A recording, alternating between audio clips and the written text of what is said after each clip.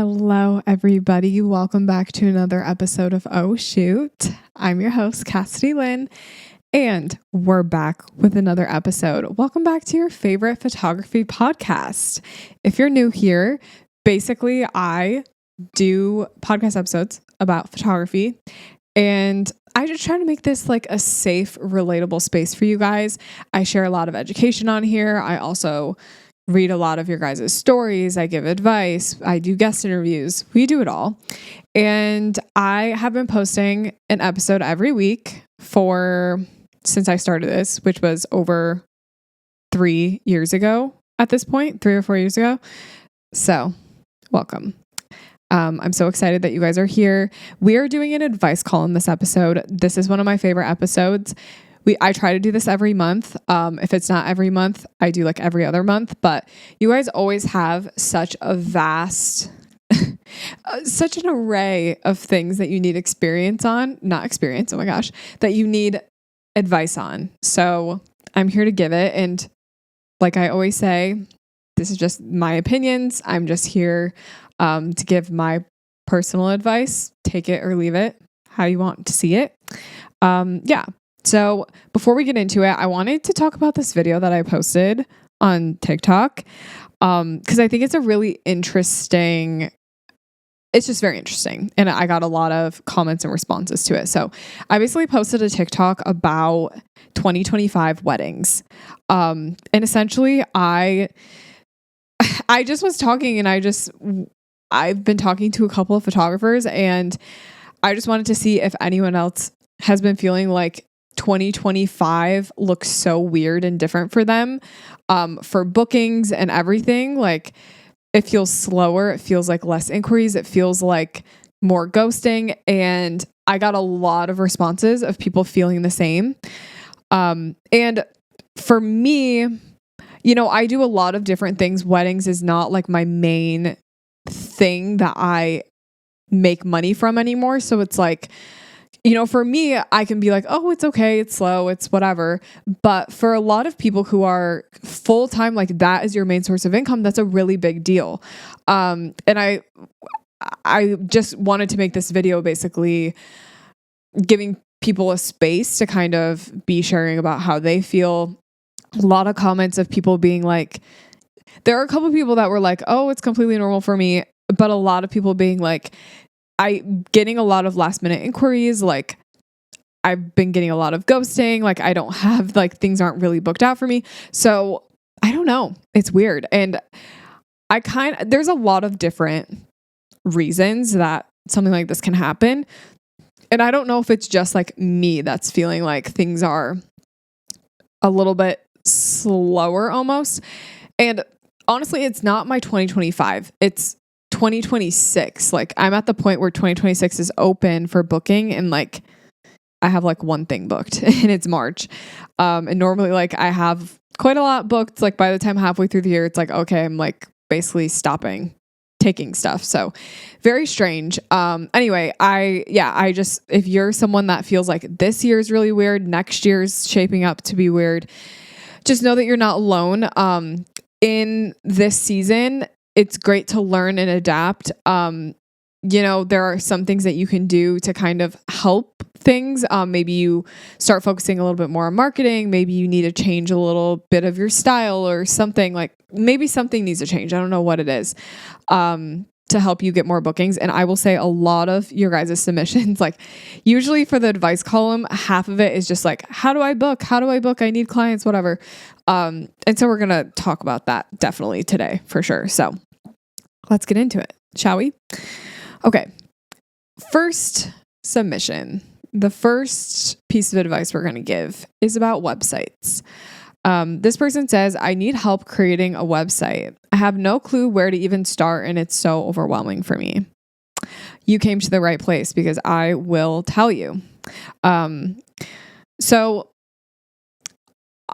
basically, I don't know why I like pause there for a minute. Basically, I was going to say, I feel like I say this a lot. Sometimes with the advice columns, there are things that I say repeatedly. But sometimes people just need to hear it. So I will say it again. With websites, I will just start from scratch, tell you guys kind of how to do it.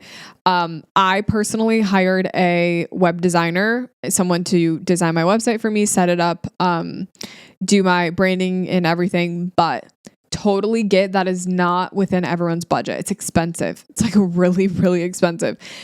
So if you're building it from scratch yourself, my top recommendations, you're going to want to use Showit. This is what everyone uses. As far as like in the creative industry, it's very drag and drop user friendly. I, being someone that's not like a tech coder, find Showit to be super easy to use. So you Showit, set it up. Just get, in my opinion, I think you should just get a Showit template. Buy it from either the Showit store. You can buy them off Etsy. You could find a web designer that you like. I guarantee you they probably sell Showit templates. It'd be like me selling presets. It's like, that's how it is with a lot of web designers. They sell website templates. So yeah, I think that would be a great place for you to start. Most of these Showit templates come with tutorials, but even if there's no tutorial, it's super easy to use. And from there, you're just going to set up a website. It would be great for you to buy a photography geared template. So a template that's like made for a photographer. If you find a template that you like though, that isn't made for a photographer, you can always shape it and change it how you like.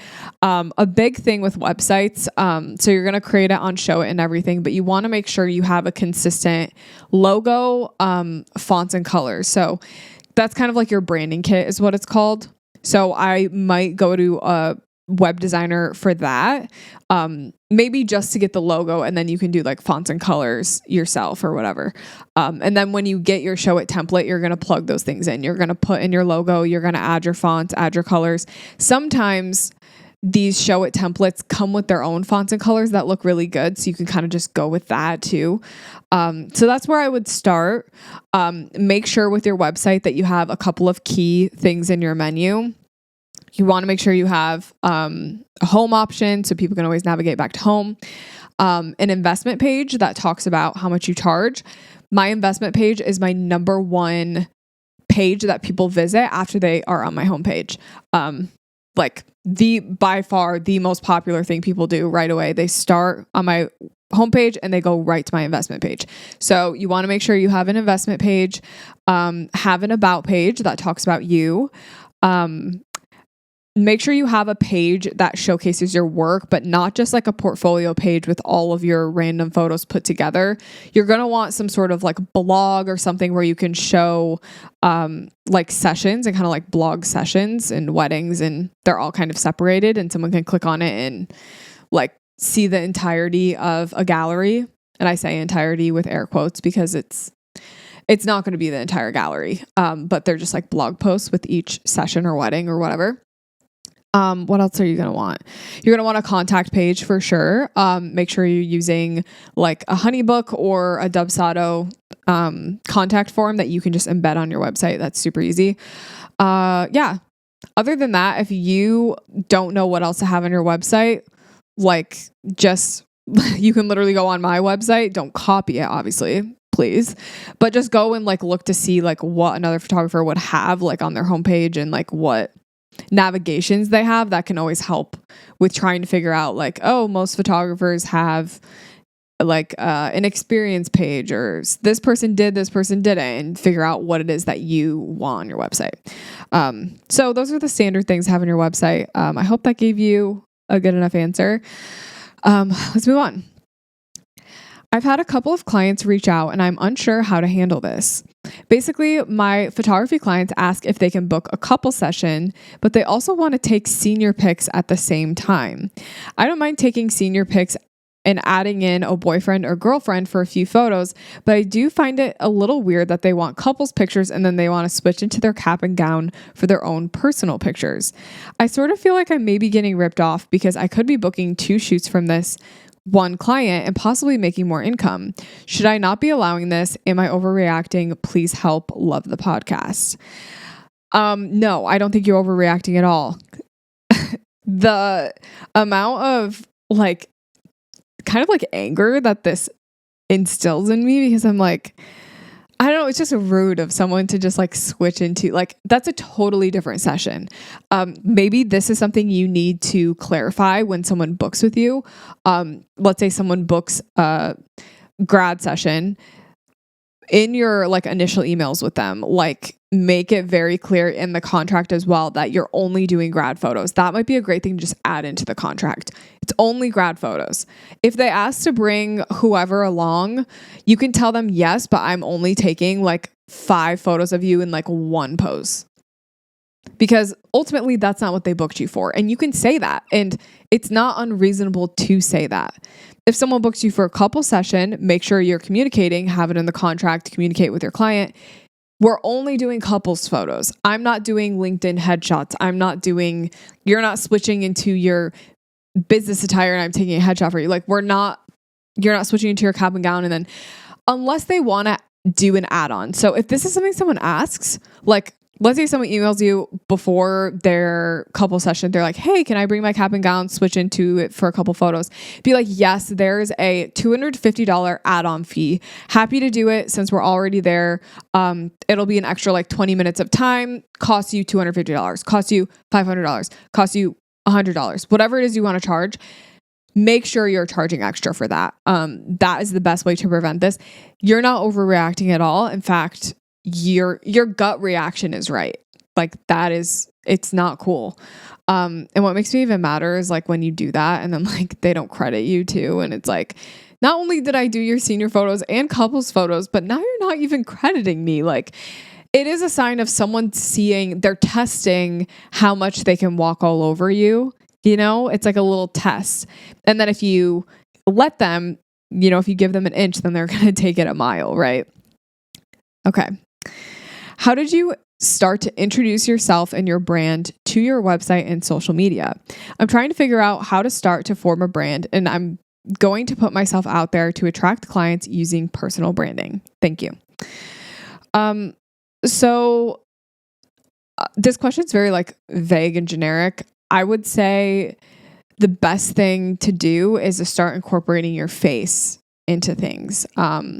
I would say it can be a slow and gradual thing because you don't want to all of a sudden shock like all your followers. If people just follow you for like photography content, you don't want to just all of a sudden start posting like all this lifestyle stuff and everyone's like, where did this come from? So yeah, slowly start incorporating your face. I think personal branding is the best way to get clients because being you is something that no one else can do because you are uniquely yourself. I feel like I say that all the time on the podcast. It's all about you at the end of the day. Yeah, it's about how you capture things, how you take photos, how you storytell, but it's also about the person behind the camera. So I think it's great that you want to get into personal branding.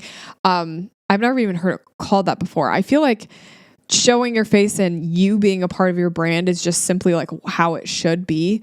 A few ways that you can do that is by, so for example, if let's say you're posting like a behind the scenes video of a shoot and then you show the results of the photo shoot. That's a very common setup for photography videos, right? Behind the scenes video, show the results.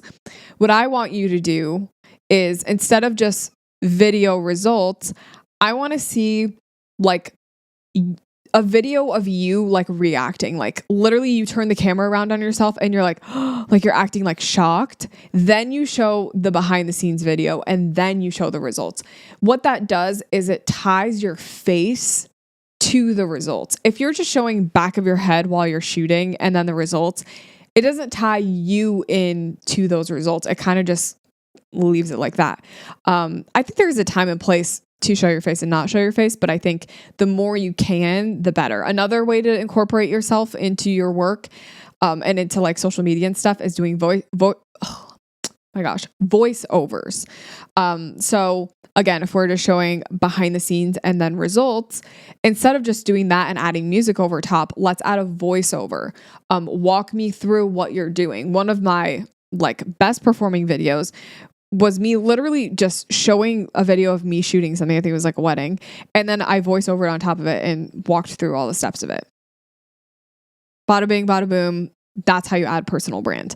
Adding your voice to things, adding your face to things, that's going to create the personal connection of you to the photography. That's what makes it a brand as a whole. Okay. Yeah, that's all. That's all I have to say to that. That's a big question. I feel like I could go a lot of ways with that.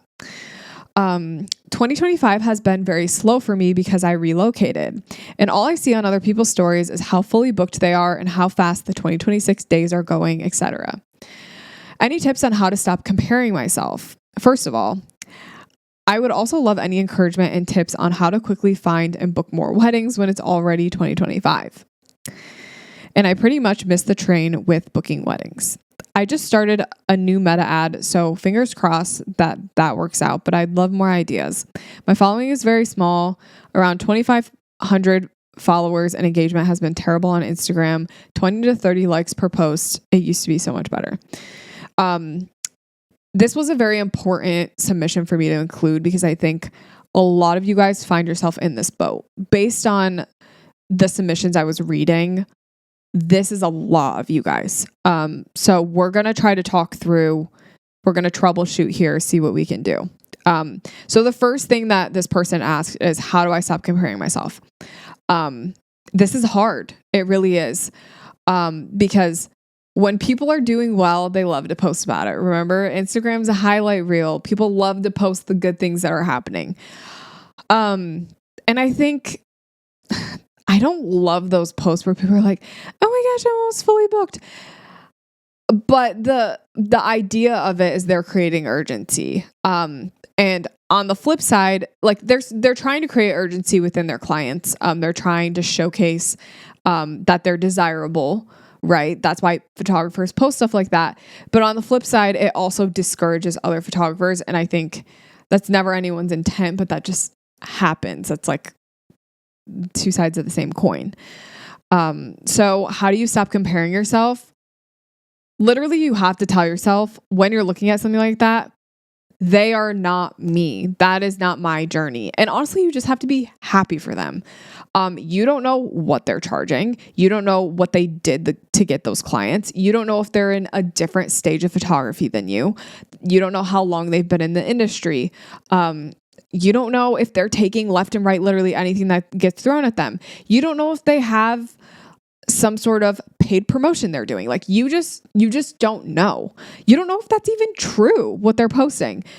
Stop believing everything you see and stop comparing it to yourself. I think it's easy to compare yourself to someone when things aren't going well. But when things are going well, that's when you can see other people's stuff and genuinely feel happy for them. And that's just kind of how it goes. So, I mean, how do you stop comparing yourself? It really is like, it's just something you have to work through. Like, I struggle with this too. Like, there are creators that I've loved that I had to unfollow because I'm just like, I want to be you so bad, but I'm not you. So I can't, like, it was to the point where I'm like, I literally am down on myself, even though I have achieved so much. I'm so proud of myself. I feel bad because I'm not doing what that person is doing. I don't have the opportunities that that person has. And at the end of the day, it wasn't meant for you. Like that, those opportunities were not meant for you. They were meant for that person. So you have your own opportunities that are meant for you and they will come to you. You have to trust and believe that all the hard work you've put into your business, all the marketing you've done, all the people you've met, all the great customer experiences you've given, you have to trust and believe that those things are going to pay off and they're going to work how they do. Okay. I do think a lot of people during this season from like February, March, April, we start to get really down on ourselves because, we haven't been like, it's been months since you've probably had a shoot. Maybe you don't feel like you have a lot coming up in this upcoming year. Like it can be really discouraging. Like you've had your books open for 2026 for 3 or 4 months and no one's booked it. Like that's discouraging for sure. But you have to just believe that it will come. And if it doesn't, then you cross that bridge when you get there. If it doesn't come, okay, then you pick up another job. If it doesn't, okay, then we're going to try something else. Marketing is a really big thing. And so let's move on to talking about more ideas, how to book more weddings, how to find and book more weddings. So you're saying your engagement's terrible. I would say you can't just rely on Instagram and on social media to get you bookings. You need to have multiple ways that you are marketing yourself. You need to be blogging and working on SEO. You need to be working on your client experience, maybe running ads too. Like, I had a friend, and I think I might have shared this before, but she ran Google ads. And she was running Google ads to rank like the top for like whatever, like Michigan wedding photographer or something. And it got her so many bookings. So I would say focus on that. Start focusing on building your blogging. Because you've got time on your hands, I want to see you try to create some viral content, behind the scenes videos. Like, I want you to be posting to grow that engagement. You don't have low engagement. Like, Instagram doesn't just punish random people, okay? Instagram punishes people when their content like has started to not perform well, and it's usually because of the content itself. So I also want you to focus on the content you're posting. Is it quality? Like, are you engaging? Post more engaging stuff. Like, if you want engagement, post things that are going to engage people. You're not in Instagram jail. There was literally a guy last year that I did a FaceTime with. He's one of our friends, and he just was like, I feel like I'm in Instagram jail right now. Like, it hates my content. Like, everything I put out doesn't get views.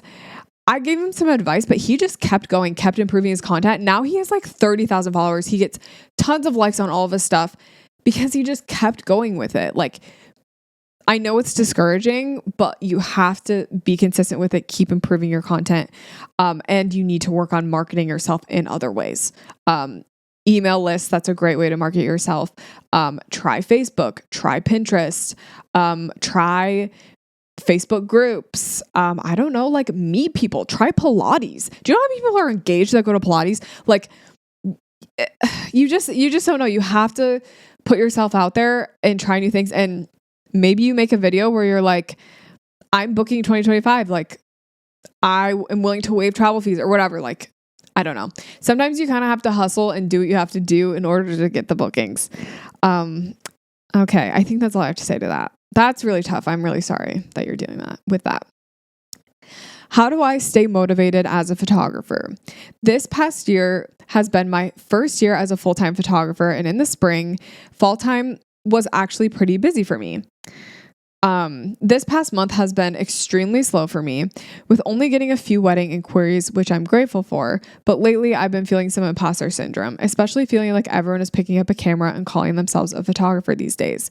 People in Facebook groups and Instagram are sharing amazing pictures, and I don't know if it's because I haven't shot in a couple of months or what, but I'm feeling unmotivated to keep up with my work.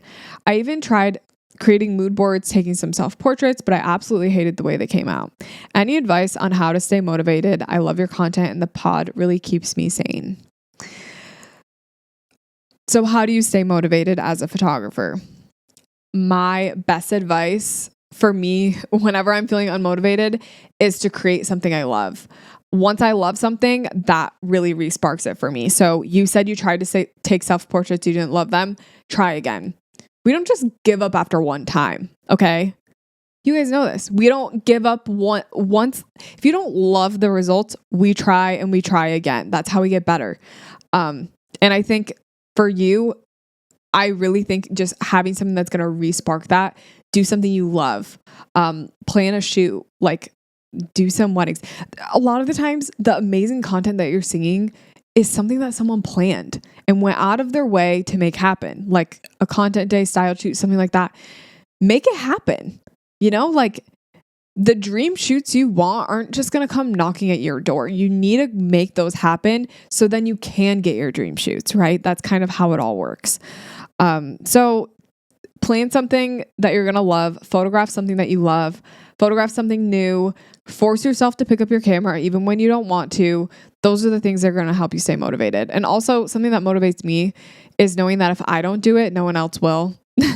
Like, if I don't get it done, no one else is going to get it done. That's just kind of how it goes. Okay. I just started as a theater headshot photographer in my high school. I want to price my photos at a decent price, but everyone I talk to says that $40 is too much for high schoolers to pay since no one that age has that much money. Oh my gosh. I didn't even know that high schoolers listen to this podcast. The studio I rent costs $25 an hour, so I only get $15 profit, but I want to make more money without freaking people out who don't have that much money. How do I get more profit from this job? Okay. You've got a couple of options. Find a new studio, find a new place to shoot at, raise your prices, find new people to shoot. Those are your options. Find a new demographic that has more money. You can find a different studio to lower that cost. You could find a new location, period. Maybe you do theater headshots, but you do them outside. Maybe you get a backdrop for your house or something like that. $40, seriously? Like, that's so cheap. Like, what do you mean? Honestly, okay, let me tell you guys a story. I used to do hair in high school, hairstyling. And for prom, I would get booked out like crazy. All my friends would book me. I charged $50. Okay. I got the same thing. I got a lot of my friends being like, that's so expensive, whatever. Guess what? They all still booked me. People told me too expensive. I still kept my price and I still booked out completely. So, you know, if your photos are good, if that's what people want, $50, like in this economy, seriously, $50. Could they not ask their parents for money too? I don't know. I feel like what you're doing, like, that's cheap. I mean, you could also find a way to like raise the value of your headshots too, to make it seem like it's going to be worth it. So $50, maybe you do 2 locations, 2 outfits or something like that. I don't know. I just think, I think you're in a hard spot because you're in high school. It'll get better from here. $15 profit. I don't know if I would do that, but you know, you never know where these clients that you have now are going to go in the future and where they might need a photographer. So maybe it's a worthwhile investment for you. My best advice, if I had to give you one piece of advice, I would probably say ditch the studio, find a free spot, find a wall outside, literally, and do that. Truly, that's what I would do, because then you can make $40 profit, and that's pretty good. Hi, Cassidy. I'm not new to wedding photography, but I'm new to the luxury wedding world. I've never had to make a wedding photography timeline before. Ones in the past have always been given to me via second shooting. The planner already had one, or the bride made one, or the bride just let me wing it because it was a smaller scale wedding. What's your advice on creating a timeline for your bride that flows seamlessly, allows grace if something comes up during the wedding day? Thanks in advance. I really appreciate all the tips. My best advice for you would be to use timelines that you've had in the past to help you figure things out. So your question about creating a timeline that allows space for mistakes and things to go long.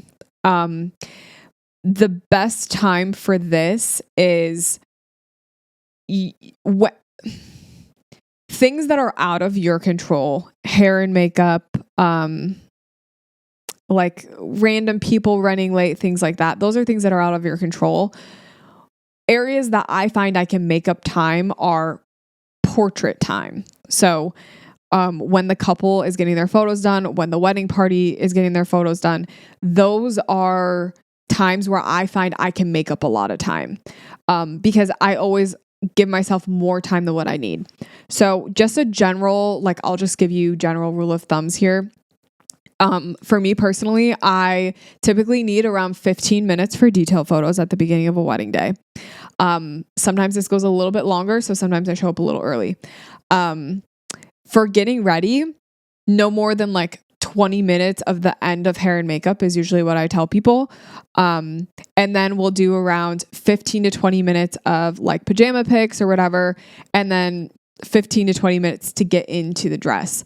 For me, I find that the 15 to 20 minute mark is good for all these tiny, like, getting ready things and like first looks and whatever. You just have to think about, in your experience, how long does do these things usually take? Are they usually longer or shorter?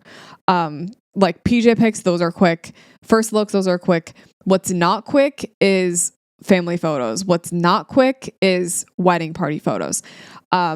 So if I know something's going to take me, it'll probably take me like 10, 15 minutes. I'll probably put it for 20 minutes on the timeline.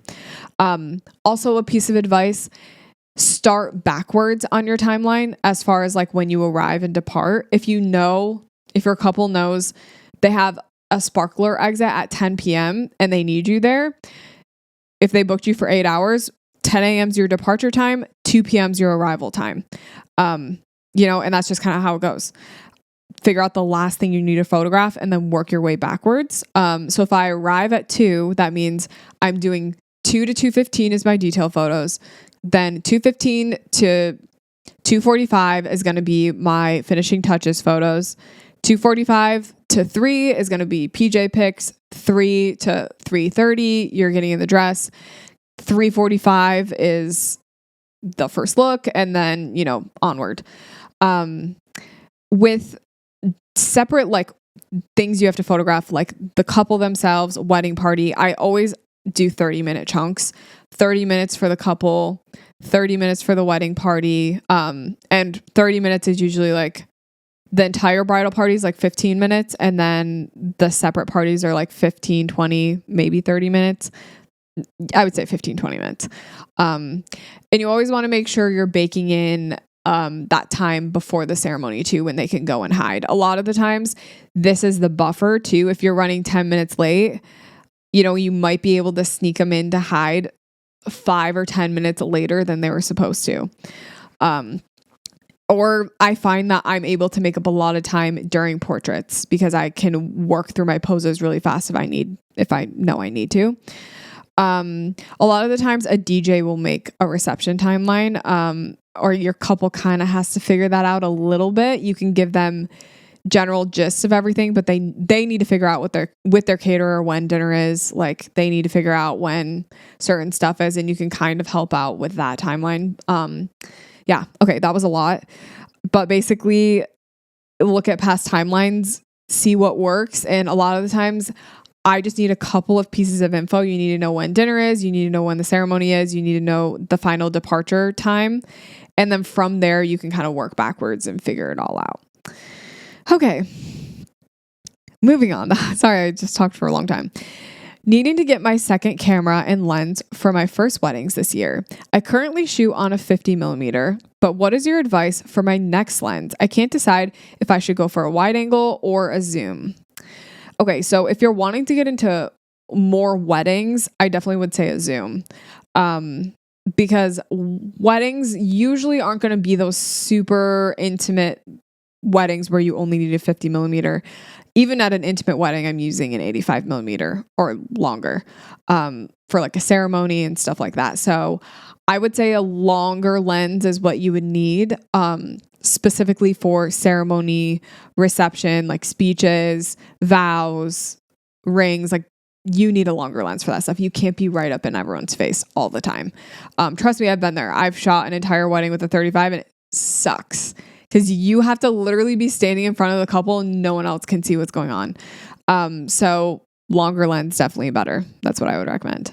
We're jumping into an ad real quick to talk about a longtime sponsor of the podcast. You guys know it. You love it. We're talking about Aftershoot. If you already don't know about Aftershoot, let me enlighten you because your world is about to be changed. Aftershoot is the fastest photo culling and editing app out there. The best thing about Aftershoot to me is how fast it makes my editing and culling workflow. Basically, what Aftershoot specializes in is automated AI editing, which is tailored to your unique artistic style. So not only can it cull through thousands of images so fast, it knows your editing style and it will edit your photos tailored to your style based on your preset and your editing. So when you open Aftershoot, you will start with culling and it's going to cull your images quicker with AI assisted culling. Aftershoot can automatically cull your images by detecting unwanted photos, which saves you hours of your time. It'll group similar images, filter unwanted blinks, filter blurry photos. Then once you get done with culling, we head into Aftershoot edits. With only a few clicks, and I actually mean that, it's literally only like 2 or 3 clicks, Aftershoot will edit your photos just like you normally would in your own style. style. You can set up a personal AI profile in your style, so Aftershoot will know exactly how to edit. There's precision straightening and cropping tools that will automatically crop your photos for you. And if you're ever editing on like an airplane or something, Aftershoot is always available without the need for internet. And honestly, there's nothing worse than getting nickeled and dimed for a program like this, so Aftershoot offers unlimited images and sessions for one flat fee per month. So if you're like me and you edit thousands and thousands of photos at once, it doesn't matter how many photos you edit, you're always going to get charged the same price. And today for Oshoot listeners, you can get 15% off for anyone who buys Aftershoot using the link in the description of this episode. Thank you so much, Aftershoot, for being a proud sponsor of the podcast. And now back to the show.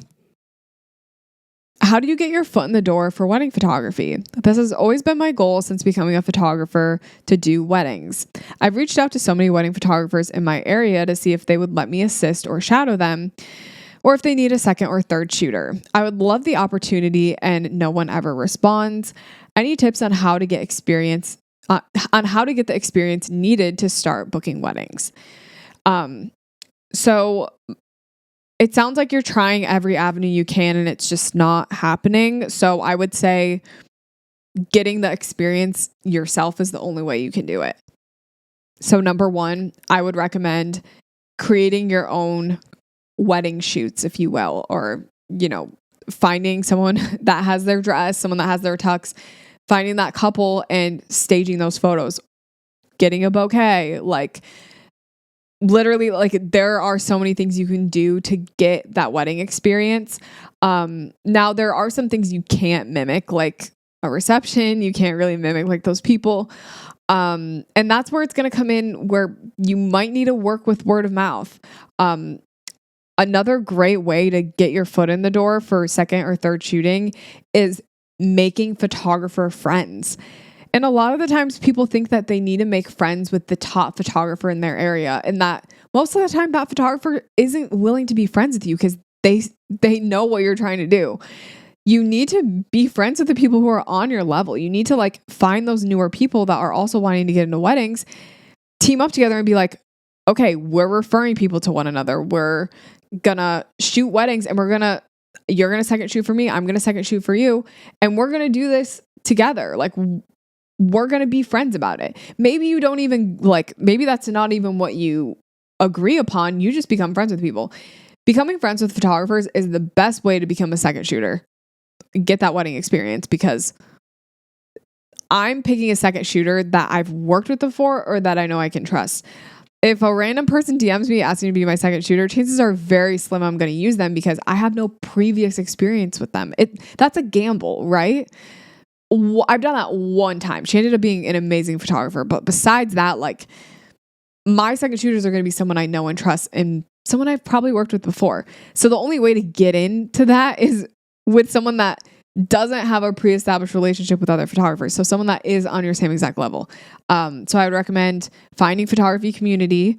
Don't necessarily go at it with the intention of, I'm becoming friends with this person because I want to second shoot weddings with them. That's the only reason you're going to become friends with someone. No, don't do that. Be a good person, be their friend. But that would be another great way to get your foot in the door. Okay. I'm terrified of having real clients. Most of my clients have been people that I know or I'm close to, but I'm terrified of getting clients that I've never met or even coworkers. What if they don't like my work? I'm really hard on myself and I'm not confident about my work. How do I get out of this funk? P.S. I'm a huge fan. This is just part of the job. You're going to eventually run out of friends to take photos of, and you're going to need to book real clients, like you said. But don't think of them as real clients or strangers. Think of them as people that you just don't know yet. This is something I really struggle with. Even just I've done this for so long, meeting new clients, people I've never met before, just meeting up with them randomly to take their photos. It's scary. You have to channel your inner introvert. But you kind of have to have a system of being personable with them. When you meet someone, ask them questions, ask them about themselves, get to know them. That's the best way to feel like you're starting to become friends with your clients.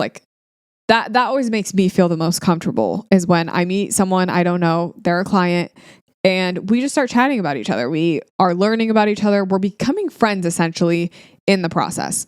So don't be scared. It quite literally is part of the job. You quite literally have to. And then you said, I feel like this is probably part of the reason is that you feel like they're not going to like your work. And honestly, I think you just need to push past that. Just keep shooting, keep trying your best. As long as you're giving your best, that's all you can do. And if they don't like it, then they might tell you, and that's a great learning experience for you. Like, don't criticize someone. Don't say no for someone before something already happens, like give it a chance. I always think those are funny submissions. Okay, we've got a couple more. Not funny because I'm like, oh, you're struggling. That's funny. It's just funny because I just didn't think that was like a real problem. But now that I'm even thinking about it, I get scared to meet my clients sometimes because I'm like, what if they don't like me? What if this is a disaster? And that's just the reality of it. It could very well be. I decided to switch from grads to focus more on weddings when I moved to the States in 2024. I got the opportunity to second shoot twice in 2024, and I've been doing free shoots as well to get more content to help market more towards couples and wedding clients. I post on Instagram and TikTok and Facebook and Pinterest. I'm not super consistent, but I try my best. And I've only booked one wedding for later this year. Other than that one wedding, my inbox has been empty and I'm not sure what else to do. I know it'll probably take time because I lack experience, but it feels discouraging not seeing much progress towards booking more clients. I've also been struggling to find second shooter gigs since most photographers already have their own go-to second shooters. Do you have any advice on what I should work on to attract more clients? And how would you recommend finding second shooter opportunities? So kind of went over this in the one before that. So attracting more clients, this person mentioned they're only using social media. I said this earlier in this episode. You need to market yourself in other ways. You can't just rely on social media. Also, you're saying I try to be not super consistent, but I try to be. You need to be consistent. Like that is a big key thing. Being consistent on social media, trying other marketing tactics, maybe running a Google ad, maybe trying word of mouth, reaching out to small businesses, like picking up other work, like making friends. There are other things to do to help you get more clients. Going and talking to venues, getting on venue lists, like curating your own style shoots. That would be a great way. If you're new to the area, curate your own wedding shoot, work with some vendors, put together a little event. Like there's so much untapped potential here. There's so much you could be doing that could be helping you. Don't just rely on social media. How do you get second shooter gigs? Like I said, I think meeting other photographers, building a community is the best way to get second shooter gigs. Like the only times I've ever been offered second shooter opportunities has been with people that I like know and have been friends with as photographers. Like it's not just some random person. Sometimes it is a random person, but it's always, oh, your friend who's this person recommended you for second shooting. Are you free? And then when you shoot that, then you build another connection. So all it takes is that one connection, that one photographer connection to really help you going with second shooting. Okay. How do you find your dream edits? I'm not savvy for technology and I'm having a hard time finding my style or good edits. I've bought so many presets. Okay. So your dream edit is not an edit. Your dream edit is in camera. Your dream photo starts in the camera. Okay. So sounds like you're putting a lot of emphasis on the edit and not so much emphasis on the composition and on the photo of it all. So my best recommendation to you, reevaluate. How are you composing? How are you taking photos? How's the lighting? How's the location? How's your clients? How's the clothing? Like those are the things that are then going to translate into a good edit. My presets are awesome. I love them, but they work the best on photos that are like composed well, that have great lighting. Like, yeah, they work on other photos too, but there are other things that impact your dream edit. And I know this person's asking about editing, but I'm literally not going to give you any editing tips, because I've been finding in my photography career, what I have learned is the editing problem, especially if you've bought so many presets, it's not an edit problem. It is a photo problem. Okay. I feel like I'm yelling today. I recently started dabbling in photography, but I focus solely on the food, beverage, restaurant photography. I'm a GM in a restaurant, and I have been in the industry for 20 plus years. After getting a pretty insane quote on a professional content for our social media, I decided to invest in a camera, study restaurant photography and social media by myself. While our media looks 10 times better and is steadily growing, I really want to branch out of my own restaurant because I feel like I've tapped into this new creative passion. The trouble is finding photographers who specialize in this type of photography content and putting myself out there. I don't expect to get paid right away. I just want to shoot at other locations, but feel like I have a bit of imposter syndrome. Like, okay, my restaurant's Instagram looks great, but what do I actually know about photography? Okay. This is fun. And what I think you have going on here, you have found a gap in your industry and you are filling that gap. The best, most successful businesses start this way. There's a need, there's something missing, and someone does it, right? And that's what you're doing. There's a severe lack of food photographers. I would 100%, I mean, I'm not in the industry, but I would feel like it's not super popular. So how do you get those other clients?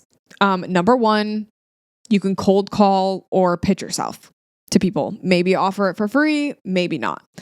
Maybe offer it at a discount. Maybe, I don't know. There's a few other things you can do. I also feel like you could probably go to restaurants, order food and just take pictures of it. Like, it's kind of giving like food critic in a way. And start like your own little like food, like I guess like food photography page, but almost in a sense of like you could become this source of where to go to eat, right? That sounds kind of fun. Maybe not necessarily like you don't have to be a food critic. I know that's not necessarily what you are, but it could turn into this. I have this page where I, go to restaurants, find pretty food, and I take photos of it and I review it. And then people could start paying you to come to their restaurant and like start taking photos of their stuff. This could also get into brand work too. Like if you really like that kind of, I don't know how you take your food photos, but if you like a little more set up in like a studio type of thing, that could set you up really well to take brand photos as well, like product photos. So that could be another avenue that you could get into. Either way, it does usually start with like free work and kind of just building that portfolio. And then you kind of start posting about it, and that would be how it would grow. Yeah, that's fun. I want to see your food pics.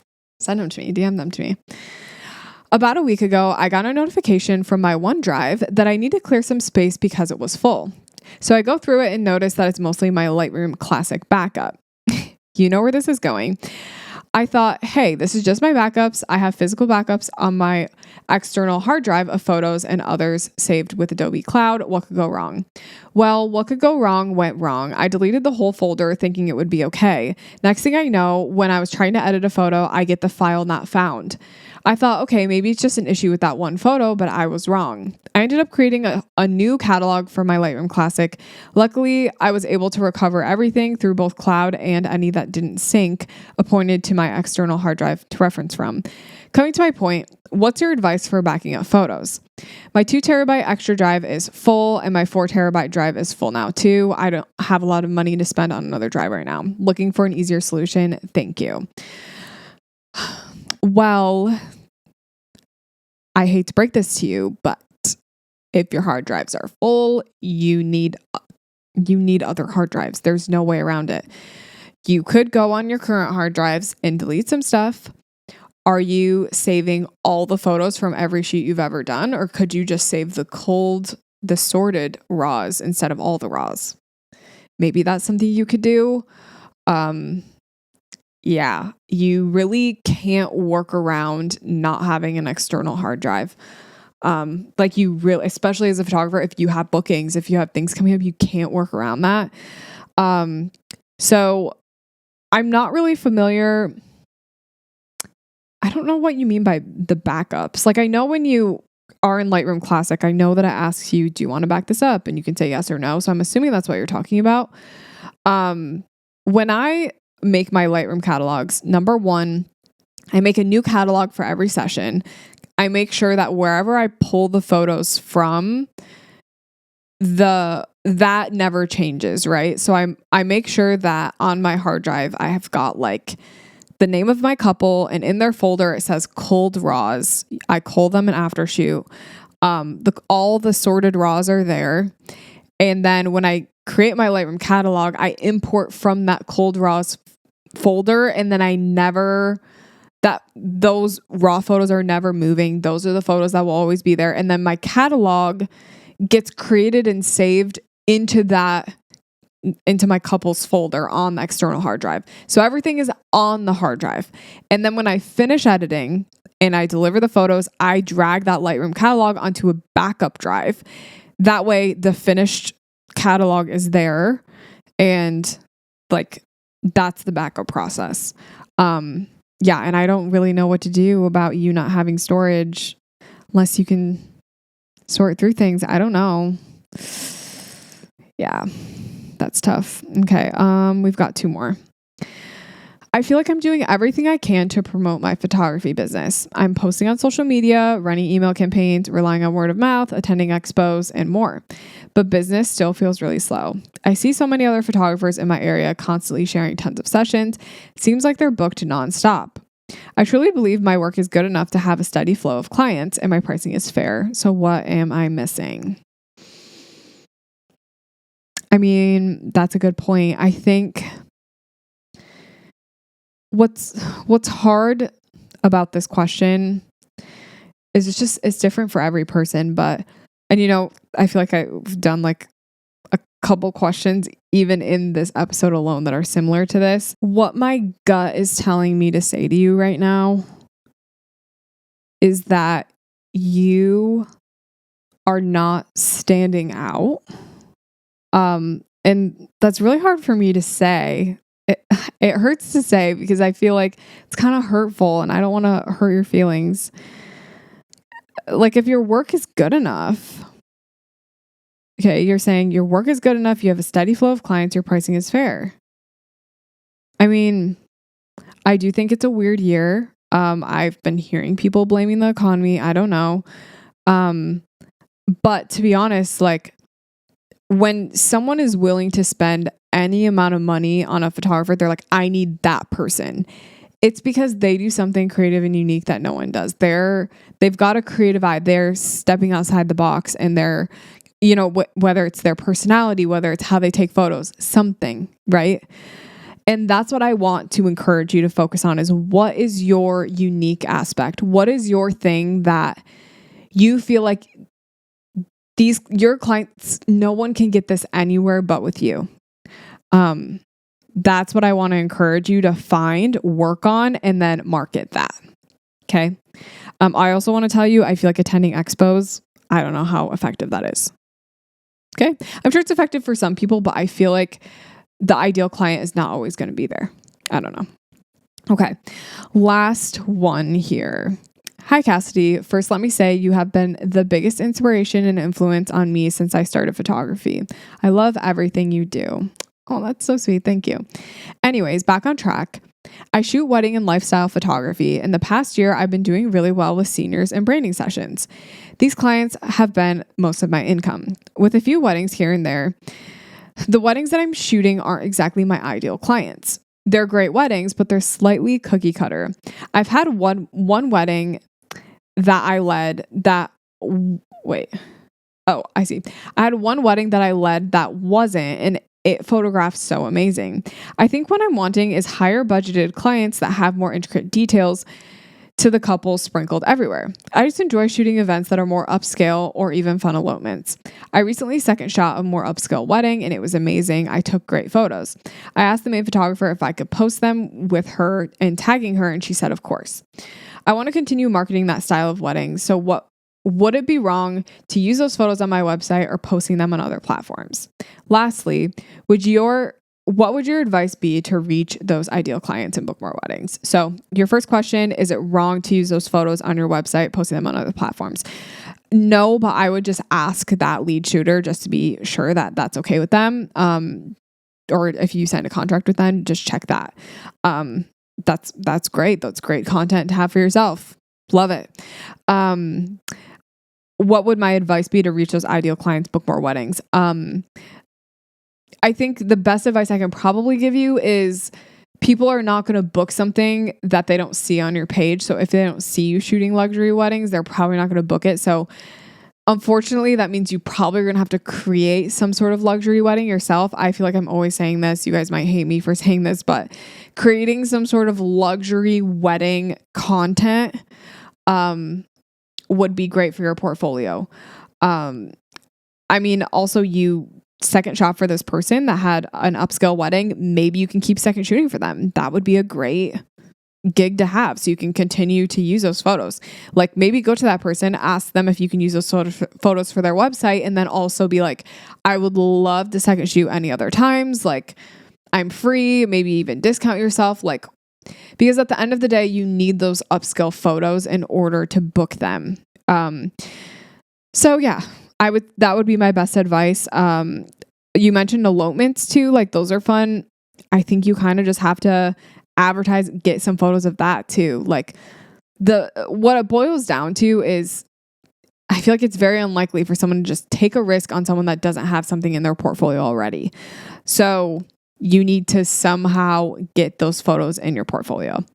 And using the word luxury would be great, like all over your website for SEO, making videos about it. Like I follow a luxury wedding photographer and he is constantly being like, hi, I'm a luxury wedding photographer.